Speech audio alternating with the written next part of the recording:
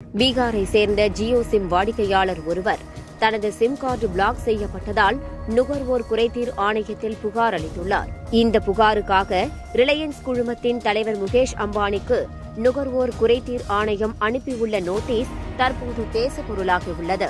என்ன நடந்தது? விரிவாக பார்க்கலாம் இந்த வீடியோவில்.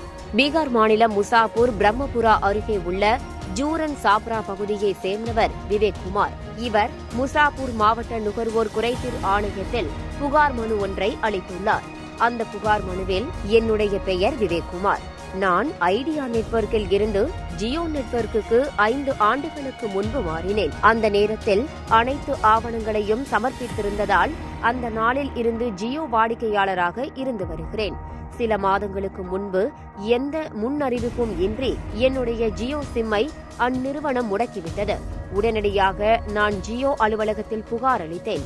ஆனால் அவர்கள் என்னுடைய சிம் கார்டு பிரச்சனையை தீர்க்கவில்லை என்பதால் சிம் கார்டு பிளாக்கிலேயே இருந்து வந்தது. ஜியோ நிறுவனமோ 2025 மே 25ஆம் தேதி வரை நான் வாடிக்கையாளராக இருப்பதாகவே காட்டியது. இதனால் ரீசார்ஜ் செய்தேன். ஆனால் என்னுடைய செல்போன் வேலை செய்யவில்லை. சிம் கார்டும் வேலை செய்யாததால் என்னுடைய அனைத்து பணிகளும் முடங்கிவிட்டது. ரிலையன்ஸ் ஜியோ நிறுவனம் 10 லட்சம் இழப்பீடு வழங்க வேண்டும் என குறிப்பிடப்பட்டிருந்தது. இந்த புகார் மனுவை விசாரித்த முசாபூர் மாவட்ட நுகர்வோர் குறைதீர் ஆணையம் ரிலையன்ஸ் குழும தலைவர் முகேஷ் அம்பானி மற்றும் முசாபூரில் செயல்பட்டு வரும் ஜியோ கிளை அலுவலகத்தின் மேலாளர் ஆகியோருக்கு நோட்டீஸ் அனுப்பியுள்ளது. இருவரும் அக்டோபர் 29ஆம் தேதி நேரில் ஆஜராகுமாறு நுகர்வோர் குறைதீர் ஆணையம் உத்தரவிட்டுள்ளது.